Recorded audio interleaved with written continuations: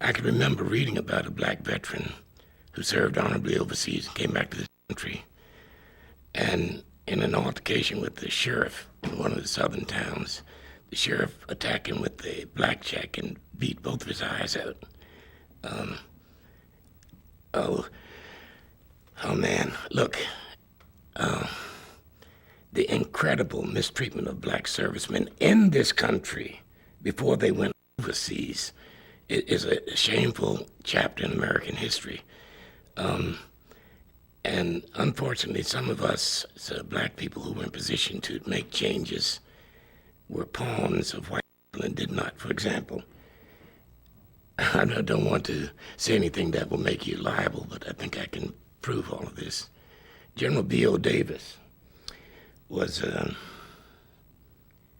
sent down to a camp in the Deep South. I don't remember which one now. So the constant barrage of letters from the parents of servicemen, the wives and sweethearts of servicemen who were in that camp and living under the most incredibly bad conditions. If a black woman, check this out, went down to this to visit her son or her boyfriend or her husband, she was required by the town authorities to carry a pass. If she were arrested without, if she were stopped without the pass, she was subject to arrest on charges of prostitution. Can you imagine this? Finally, Washington, General Davis, down to investigate it, he convened the black soldiers on the camp and he said, I have three things to say to you. One, I'm your color, but I'm not your color. Two, if you're going to complain about the segregation in this particular camp, forget about it. Number three, what happens to women when they come down? Here's your business. We didn't tell you to get married. This is General B.O. Davis. So this is what black servicemen face in this country, or up in Pennsylvania. Oh, I could go on and on with that. Okay. Black servicemen of the sacrifice in light of the fact that they put their lives on the line for this country had every right in the world to expect better treatment when they came back home than they got. But that was not to be. And as I said there, when they returned to this country, they found business as usual, the same routine and so forth. Things had in no way improved. And it put this country in the ridiculous position of fighting fascism overseas and promoting fascism at home. You know, it was hypocritical, typical American hypocritical behavior. I think many black people, to own a home, I think that was all they could expect. And if they were able to own a home and educate their children too, that was a sort of a plus. But I think those were probably the American dreams for black people. We had just come out of a devastating depression, as you know, and our hopes and aspirations were, influenced by the terrible experience that all Americans, black and white, had during the Depression. So that maybe our dreams were not as lofty as they might be today, We might want a little more than that today. We did enter one concentration camp. It was near the end of the war, and you just can't describe what I saw. When his tank battalion entered a Nazi concentration camp, Johnny Stevens was only 20 years old. He had grown up in Georgia in the 1930s. Living in the South in those days, it was really an experience that you wouldn't want to go through it twice. You never had the opportunity to do things like the white people did. We lived in an all-black neighborhood. You had to eat in your own restaurant. And if you went to a restroom, one was marked colored, the other was marked white. It was deeply rooted, segregated Georgia. And that segregation lasted until I went away to war. And when I went in the Army, it was still a segregated Army.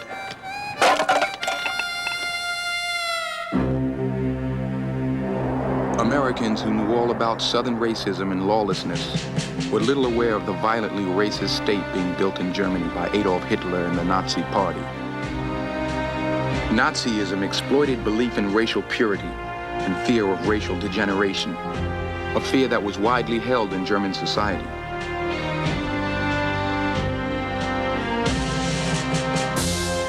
In Nazi racial theory, Germans were members of the so-called Aryan race, identifiable by pseudoscientific measurement. The Aryan race was threatened by pollution from lesser races, Jews, non-Germans, people of color.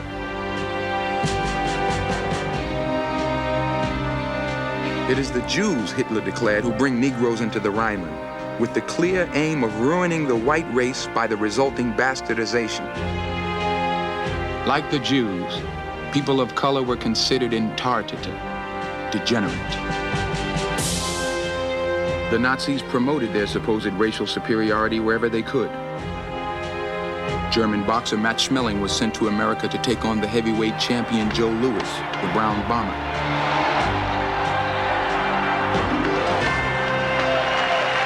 Joe Louis knocked out Schmeling in the first round.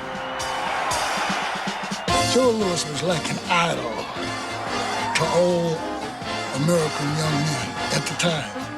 He made you feel important. He made you feel like you belonged. But such victories changed nothing for black Americans. When war came, they were going to have to fight for the right to fight. The armed forces were rigidly segregated. There were no black Marines or airmen. There were no black sailors in combat units. They could serve only as mess attendants and cooks, orderlies and stevedores. There were virtually no black workers in war industries. But modern war was going to require total national mobilization. African Americans were going to demand to be a part of it. The black press was calling for an end to discrimination in war industries and segregation in the military. Military commanders, bureaucrats, and the president saw this as a big problem. The Negro problem. Meeting with black leaders, President Roosevelt suggested that putting Negro bands aboard battleships might be a good start. The meeting was not a success. Mary McLeod Bethune, a member of FDR's unofficial black cabinet, spoke to her friend Eleanor Roosevelt. Mrs. Roosevelt put pressure on her husband. Finally, the president lifted the long-standing quotas. From now on, blacks would be admitted to all branches of the military, and they would be eligible for officer training. William O. Hasty, a respected black educator and judge, was appointed to oversee Negro military affairs. But FDR absolutely refused to end segregation in the armed forces. If you were a soldier, you were in uniform. If you went to town, you had to ride the back of the bus. If you wanted to eat, you had to eat in a black restaurant. If you wanted to use the facilities in a train station or a bus station, you had to go in the part that was marked colored and one was marked white. We wore the same uniform. We were there for the same reason, but we couldn't do the same things.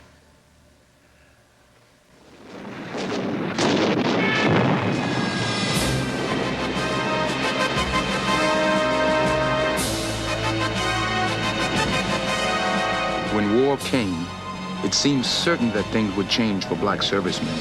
Now they would have to be allowed to fight for their country. The attack gave America her first black combat hero, Dory Miller. A messman with no gunnery training, Miller had picked up a machine gun of a fallen gunner and brought down at least 2 Japanese planes. He won the Navy Cross. The Navy used Miller to recruit in the black community. His mother worked with leaders like Adam Clayton Powell to get African Americans behind the war effort. But Miller was still only a messman 2 years later when he was killed in action. A month after Pearl Harbor, Joe Louis was drafted. Newsreels followed the champ's progress in his all-black cavalry regiment. But despite the weapons training, the Army still had no plans to send black soldiers into combat. All American News brings you our people's contribution to America and freedom.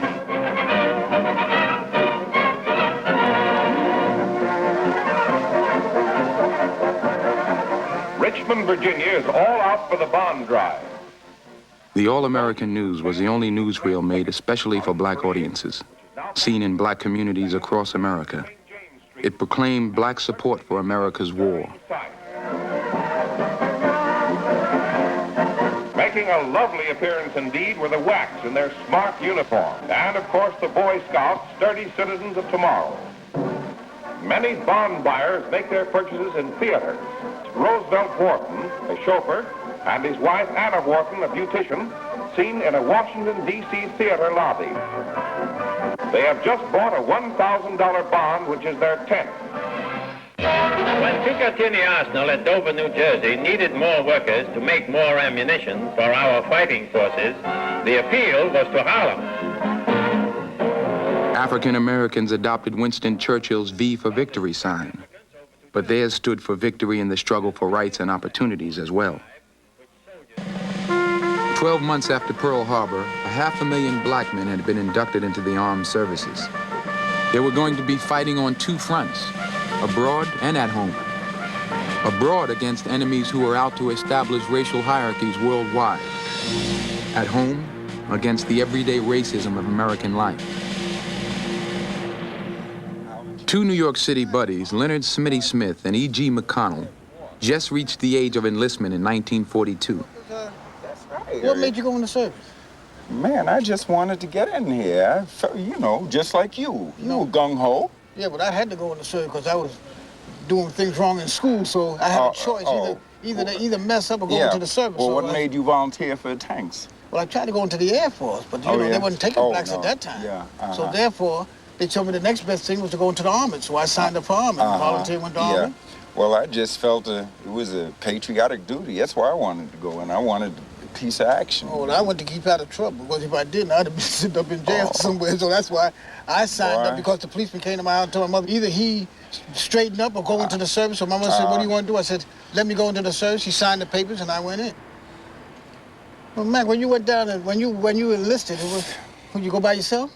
I tried to, but here comes Mom's. It was May 1942, you know, 5 months after war. And anyway, Mom's had packed my clothes. See, I didn't want to take none of them old knickerbocker breeches. I only had one pair of long pants in my life up until that time, see. And Mom's packed all this mess and went on down there. And then the sergeant down there, she went on. I was talking to some of the guys, see. Had some of my sister's eyebrow pencil, put a little smudge over there to make myself look older. Yeah. And she went back talking to the sergeant, telling us, take care of my boy. Good God, was I embarrassed. I wanted to break ranks and leave. You know?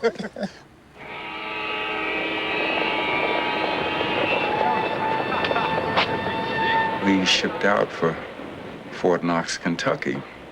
As the train was chugging through the hills in Kentucky, orders came down for us to pull the shades down in our cars. Now, there was some white troops in part of the train and black troops in the forward part right behind the engine. This is where colored usually rode during those days, and that's where we got all the smut and smoke and fumes. Well, my curiosity got the best of me. Why did we have to pull these shades down? Well, being young, wise guy, 16 years old, I knew all the tricks, and I was going to find out and tell the rest of my buddies. So I went and peered out between the two cars, and as I looked off to the side in the hills, I saw a bunch of these hillbillies, real old rednecks, and they were waving at this troop train. Some of them had shotguns as they were waving, and I said, wow, I couldn't believe it, see. So finally, I found out the reason is that shots had been fired at the colored troop trains on several occasions in the past. Most of the Army's basic training camps were in the South. Most of the white officers assigned to black units were Southern also. They were supposed to have more experience in handling Negroes. They took me, along with 599 other young men, all African Americans, and they took us down to Georgia. Now, I look in this group and I see that most of you are around my age, so I'm pretty sure you must be aware of what it was like to be in Georgia in 1943 and to be black. That was a painful experience for me. Well, we worked on the red clay of Georgia for 3 months trying to be good infantry soldiers, but when it was over, they said, look, we don't need you to be infantry soldiers. We want you to be combat engineers.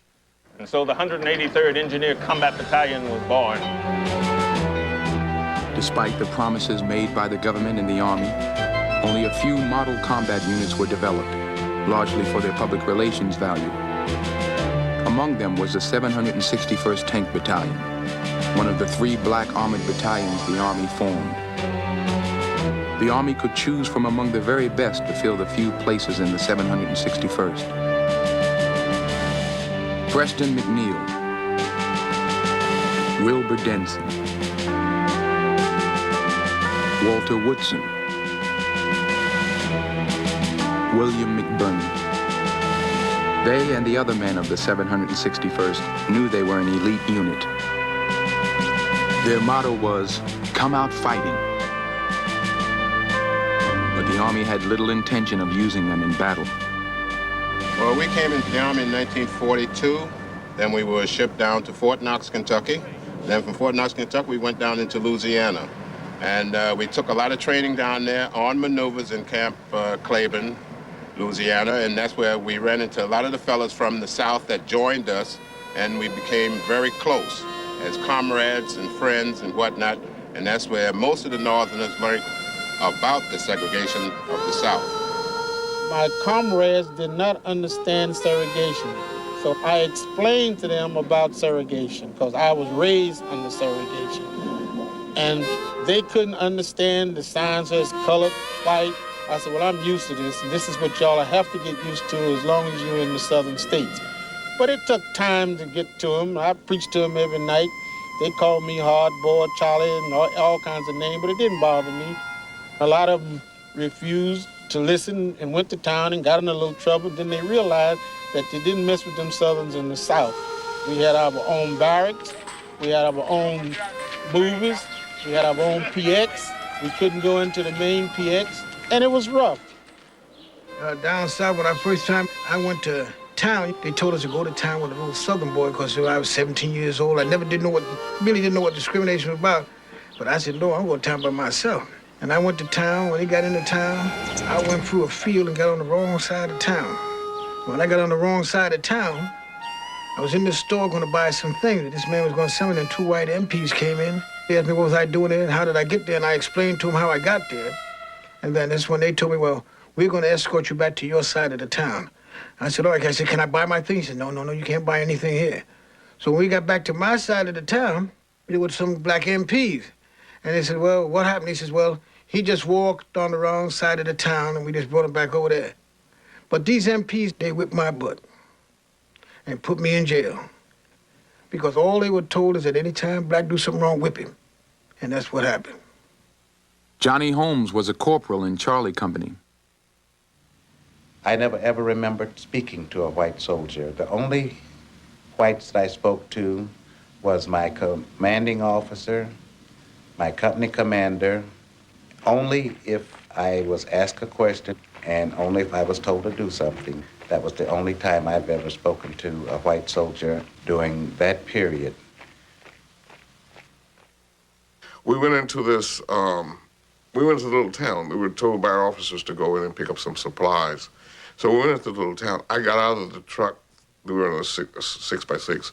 I got out of the truck, went into the little store, and was ordering. And I started back out, and the storekeeper said, don't go back out there. I said, what do you mean? He said, just come with us.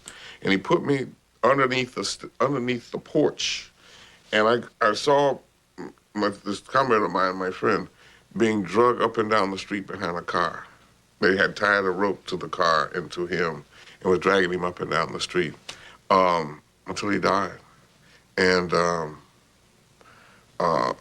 at that point, they told me just stay on the porch. So I stayed. It was about 4 o'clock in the evening. So I stayed on the porch till after dark. And then they took me out and took me back to my camp. There were frequent incidents of black soldiers fighting back against racism. But the Army remained certain that integration would destroy discipline and morale. They had no intention of changing their policy. In April, Judge William Hastie, the War Department's new civilian aide for Negro affairs, resigned in disgust. Racial violence erupted in the overcrowded black communities across America. It started in Detroit, when whites tried to keep black families out of public housing built for them. 25 black people and 9 whites were killed. In Harlem, resentment over price gouging and segregation in the military boiled over when a black soldier was shot by a white policeman. African Americans were not winning the war on the home front. Meanwhile, in September of that year, the 761st moved down to Texas. There was a contingent of German prisoners of war at Camp Hood, some of high rank. We were on maneuvers down there, and we saw that the Germans was being treated much better than we were. The German prisoners that they had brought over, they could go into the Army PXs where the black troops could not. Black soldiers were ordered to wait on German prisoners. And they watched in disgust as one German officer who died in the camp was given a funeral with full military honors by the Americans. Now this is where we really took our hardcore combat training. And this is where Patton picked up on us, on maneuvers. He was inspecting troops that was on maneuvers in Louisiana, Texas, and stuff like that. And he had got a report that there was a black tank out that looked pretty good. And when he saw us, he said that he thought that we was the finest tankers he'd ever seen. The black tanker's awe and affection for George S. Patton persists to this day. In reality, as he later wrote in his autobiography, Patton believed that black soldiers lacked the reflexes for armored combat.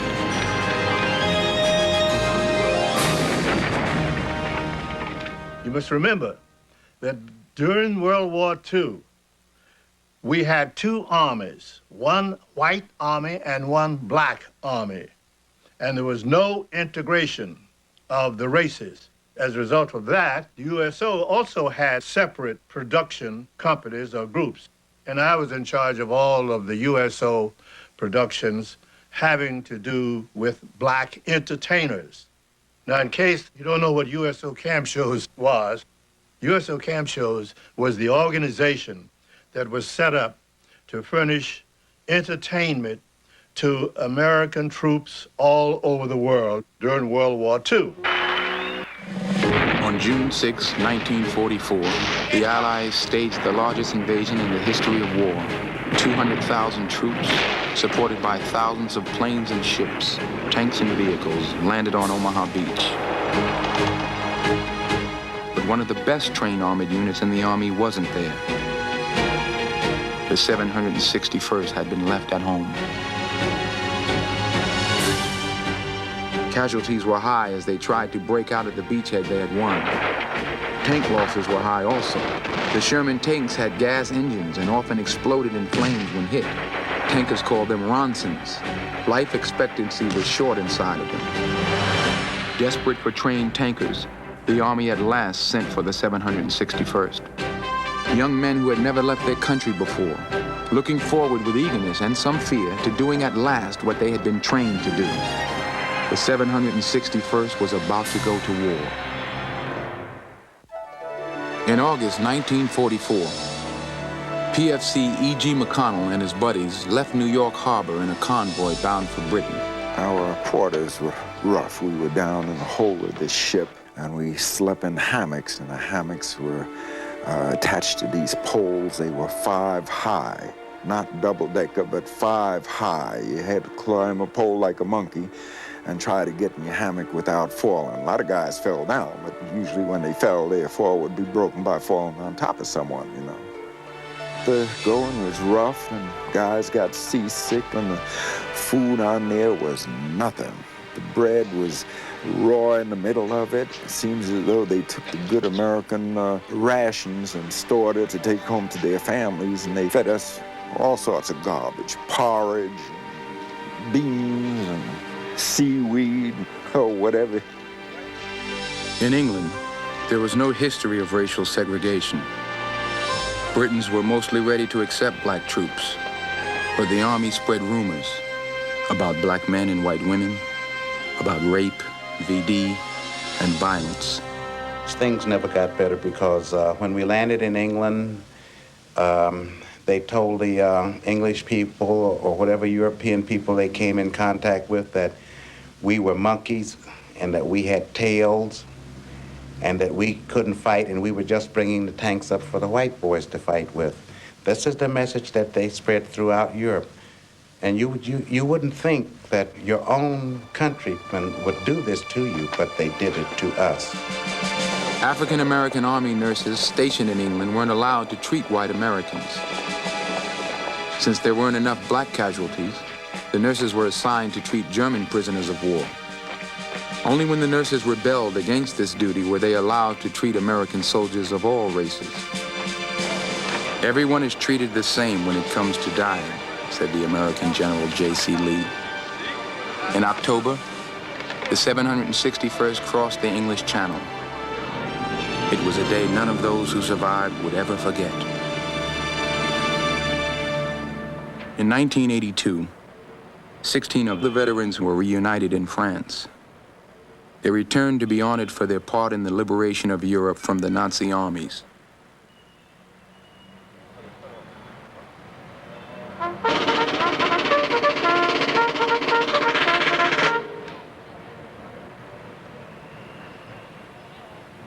They laid a wreath on the tomb of the unknown soldier.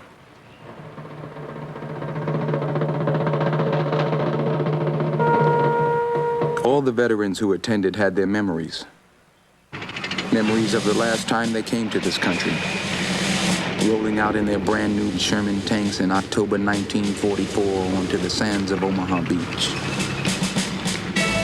Now, for the first time, I saw what war was like when I saw the abandoned barges and ships that had sunk. And I couldn't imagine how the Allies could have such a landing and still continue to make advancements and crush his enemy.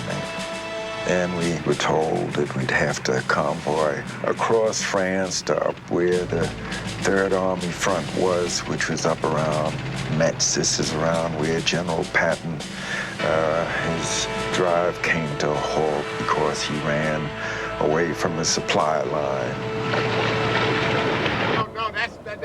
The veterans set out to retrace their journey through France and the Low Countries, along the roads they had once traveled in tanks. Some of the real heroes of the outfit. Horace Jones, a second lieutenant in 1944, was among them. Metz had been taken when we got there, but on the outlying places there were a few pockets. We spearheaded a lot of places. We were door openers. We'd go in and kick the door open. And then the rest of these divisions, they would take over. Late October 1944, we who called ranks, we lined up in a field in St. Nicholas, France, because we heard that General Patton was coming down to greet us into his army. As we were called to attention, eyes straight forward, I stretched my vision as far to the left as I could as I heard the approaching Jeep. General George S. Patton was a 3-star general at the time. Why, what pride, huh? The feeling that I had.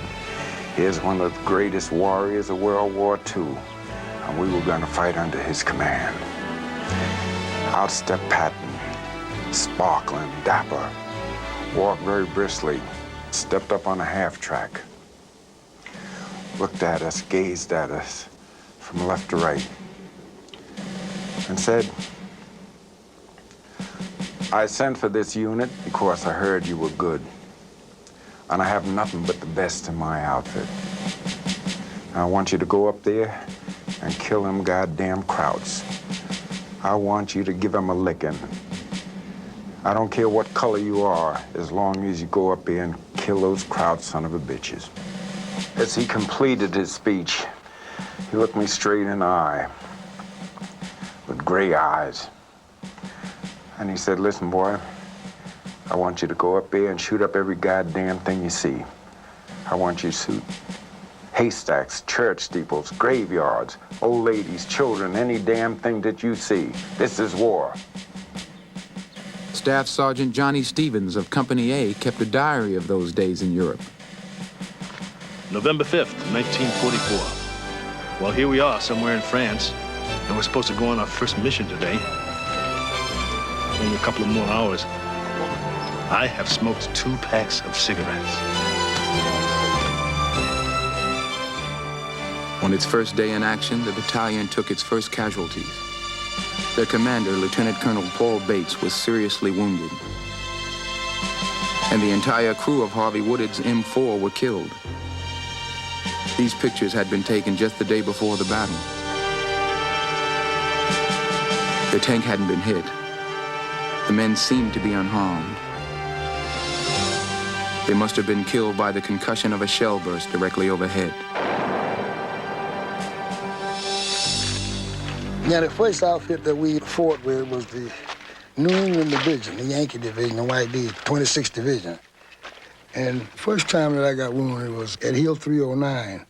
That was in France. And it was an early morning attack. And my tank, being a platoon sergeant, my tank, I was in the lead tank. And we had been told by the recon boys there was nothing out there except heavy machine gun fire. But when we got in the middle of the field, we found out that they had anti-tank guns. They also had bazookas. And they started knocking out my tanks, one behind the other. And then my tank got hit. And I ejected myself out of the tank. I hit the ditch. Then they started raking the field with machine gun fire. And then some sergeant from the 26th Division, he yelled over me and he says, Sergeant, you hit? I said, yeah, man. He says, it's bad. I said, I'm hit hard as hell. Just like that. So he rolled over to where I was, and I had blood running down my combat jacket. And he took me and pushed me over the bench, over the embankment, and threw me on the other side, out of the line of fire. Then he raised up to come over the bank with me. And as he raised up, German about maybe 10 yards away in the bushes, took a brick gun and cut him half in two. He killed him. See, I never knew who that sergeant was. All I know, he was from the 26th Yankee Division, who we were supporting at the time. And that's the only thing I knew.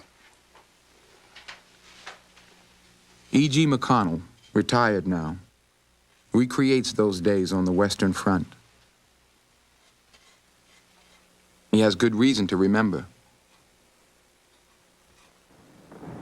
We were advancing on this town. All hell broke loose. They fired a HE shell that hit.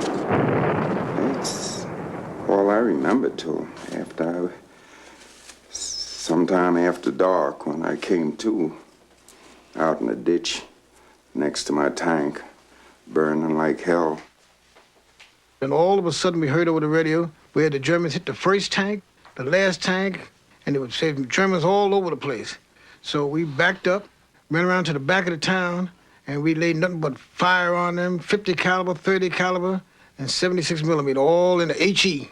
No armor piercing HE, until we ran out of ammunition. And on the radio I could hear them saying, watch out for this, watch out that. Then I heard them say, EG say, I've been hit. I said, oh my God, then I hit my man. When I went to pull my helmet off of my head, I felt a sharp pain, and I think I passed out again, because the shrapnel had lodged in my head, halfway in the helmet and through into my skull. Well, anyway, this young white fellow who was in the infantry, he grabbed a hold of my helmet for me, and he held on to it, even though he was much, much more seriously injured than I. See, I was coming and going. I wasn't conscious all the time. And he saw that we were evacuated together. And this is sort of odd, you know. Here's a white soldier looking out for his black combat companion. And anyway, we were evacuated. We went back to 100th General Hospital in Bar-le-Duc, France. I went through surgery and all like that and wound up on a ward. I was the only black on the ward. This two-star general came down to visit this hospital, and the ward must have been about 100 feet long or so. And he walked all the way down on the side. Good morning, Corporal. How are you? How do you feel today? Hello, Private. What unit? When he got to me, he hesitated for a moment, looked over at me, and here I had my head wrapped from a head injury. And this man looked at me and says, "What's wrong with you, boy? Got the claps?" Man, I was devastated. My buddy next to me, young white guy, he looked up. He was in a cast from his neck all the way down, both feet, bar cross in front of both feet and all like that. He said, "Hey, General, if he got it from your mother. Now send me back up to the front, you son of a bitch." He was out of war altogether. He was so broken up. That's why he could say it. Well, this hurt this guy, but it didn't hurt him nothing like the hurt that I got that day. Later on that day, here comes this same bum walking through the ward. And I saw him coming. He's giving out the Purple Hearts. I had a comic book. I didn't even read the damn things, but I just put the comic book up my face like I was reading a thing. And he went through his ceremony and then handed it to me. I didn't even reach for it. Just let him put it down on the bed.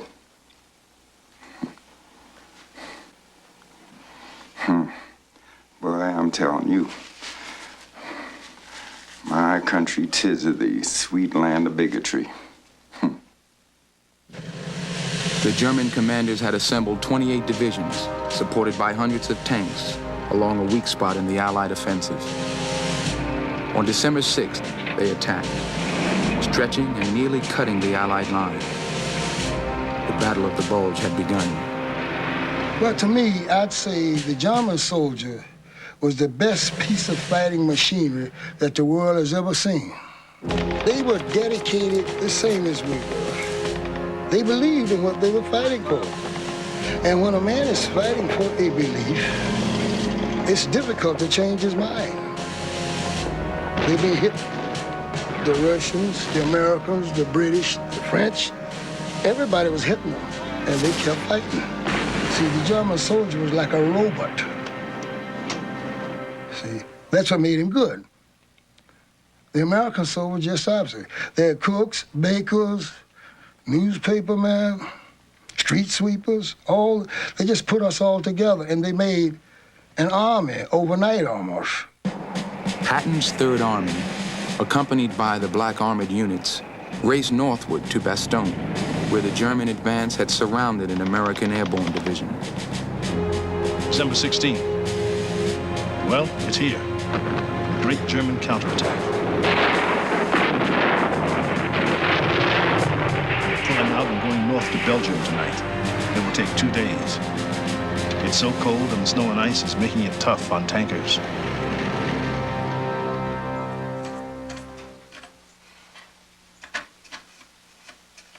You know, this has been a memory that has lingered in my head for over 40 years. It's a scene somewhere up in Belgium around the time of Bulge.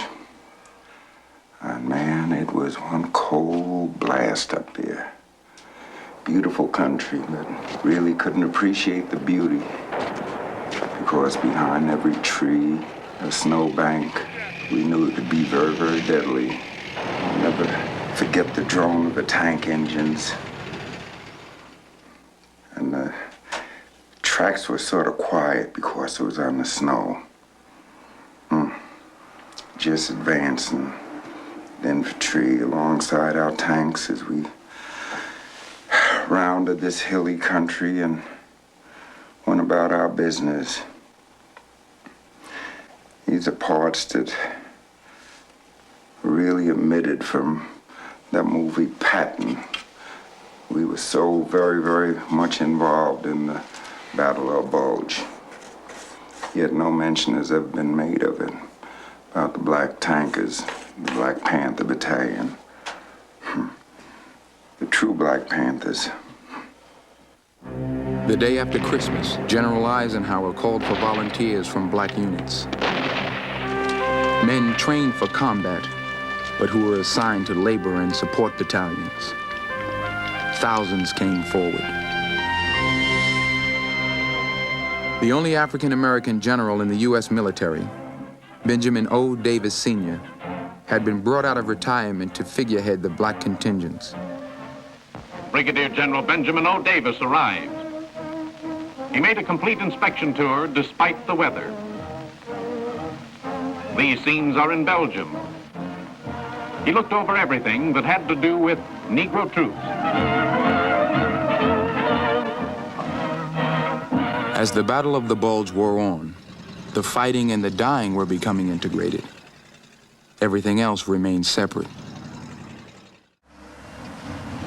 I understand that now we are just about to approach the village of Tilley, where I feel that I was informed through your history that this was the first tank-to-tank battle that took place in the small village just outside Bastogne. In Tilley, on the 5th of January, units of the 761st, hurrying to the relief of Bastogne, ran into a superior force of German tanks. Casualties were heavy. We started in this large clearing, and we were going through this clearing. The snow was about 3 to 4 feet deep. It was heavy, and we were getting fire from all over. And as my tank was going forward, we got hit. Smitty was in there. We had a fella in there, was our driver, Lil Willie DeVore. He got killed in the tank. And if I'm not mistaken, I remember correctly, his head got almost taken off when the shell hit the tank. Smitty and I got out the tank and another fella, and we started trying to do the best we could to get to the woods. And this clown Smitty, he was hollering, I was ready to stop. I was exhausted, shooting at anything I could see or move or whatever.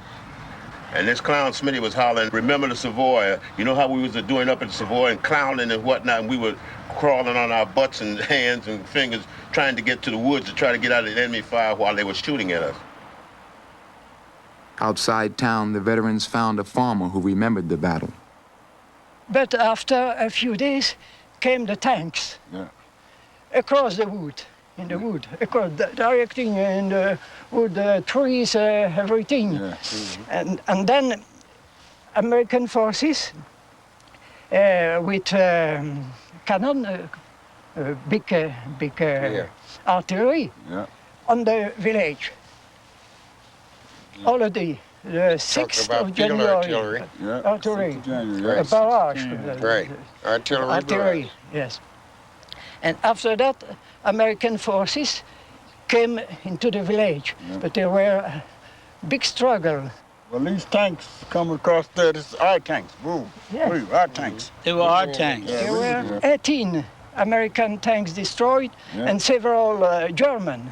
A great battle of tanks there. After 5 days of bitter fighting, the 761st captured the town and closed the Brussels-Bastogne highway. One of the tanks still stands in Bastogne, a memorial to the liberators. And the reason why delay was important was because it was a way to cut the advance of the Germans in their particular move to confiscate all of the equipment that was on the east coast of France. We broke the link of the Germans going to the coast, and then we also broke their link. We isolated a lot of their troops within certain areas to where they couldn't join back up to make a major force.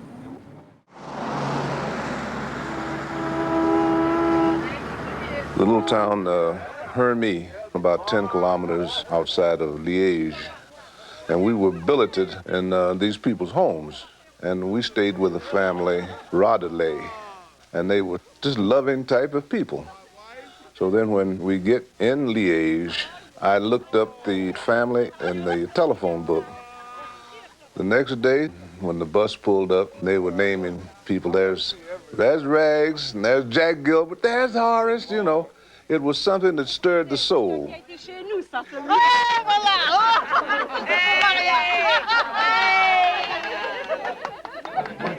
On the day of liberation in 1945, the Radelays buried a bottle of apple brandy on their farm. Today, they dug it up and opened it to toast their old friends. Silence, please. I'd like to tell the reason why we're in this town tonight. Back in '44, they were dropping buzz bombs on this place. So they sent the 61st Tank Battalion in here to secure the town. And this particular house we're in, Horace Jones, he stayed in this house. And so they remembered him, so that's the reason why we are here today. Now, maybe Horace wanted to say something or not, I don't know. It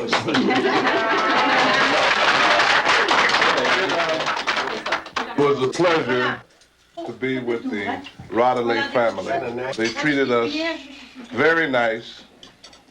They invited me and all of the friends to come out to their beautiful home, and they are showing us a lovely, lovely time. And I want to thank them from the bottom of my heart. I'll say a toast. May God continue to bless this home, and may the fellowship which we have established never end. Amen. Amen.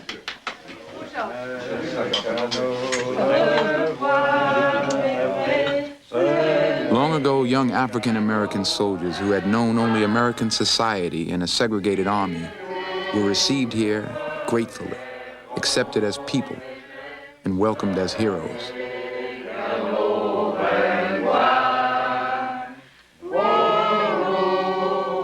A lot of things had changed back home since then, but the memory of that long ago winter was still fresh.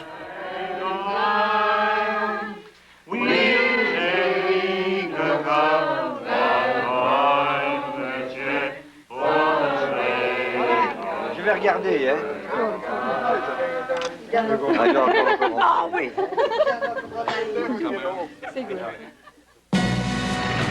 In March 1945, the 761st Tank Battalion was attached to the 7th Army, spearheading the American drive to the Rhine. They were among the first American battalions to break through the Siegfried Line into Germany. Resistance was fierce. We came into this town, and we stopped the tanks, and everybody had piled out of the tanks, you know, and we were searching the houses and whatnot. And I hit this house, and we went into the door, and there was some German people in there, and they said, Kamerad, you know, they were friendly. And I happened to glance at this, I saw something behind the door. So I slammed the door closed real fast, and this big German officer was standing up behind the door, and I stuck my pistol up in his face. And I said, surrender, you know, hollering surrender and whatnot. He said, spoke very good English. I don't have to surrender to you damn niggers. And when he said that, I slapped him right across the mouth, and teeth jumped all over the place. And I took his German Luger away from him and throwed him outside. And that was the issue. That was the whole issue of that thing. Well, we crossed the German border yesterday and are holding the high ground. And whoever said the colored soldiers can't fight is a damn liar. Because the guys in the infantry told us they would rather have us with them than the white soldiers. Black soldiers shared the fates of their white fellows. For their own propaganda purposes, the Germans filmed black soldiers taken prisoner in the battle for Europe. The German armies were on the defensive, but not yet beaten. And in Germany, American GIs who had experienced segregation and hatred at home were to be brought face to face with racism on a scale they could not have imagined. By late April, the tanks of the 761st had crossed into Austria, finally meeting the advancing Russians at the river Enns. The German army was beaten. On May 8, 1945, the fighting ended in Europe. The war was soon over, but not the fight. Home was the same, but men who had seen war and the face of death were changed for good. when the war was over and we got back here, it made an impression on me, because to say that we done all this here, and in plain English, we still got kicked in the ass when we got back here. Well, whatever, I done said it now. You know what I'm trying to say? You come back here, and you still, I had people in the South, relatives, and I had to visit them. And to go down there, and I couldn't even go in a store. I had to wait my turn to go in a grocery store to buy something. That was in Titusville, Florida.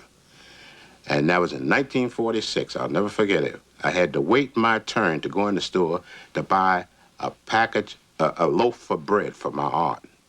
And I had been through all this crap overseas, so-called fighting for our country, and we get kicked in the butt again when we come back. I mean, it makes you feel bad, but like I've said before to the kids at the school, this is the only country I know, and it's a good country. Right or wrong, we're still a good country, but it's, well, whatever, okay?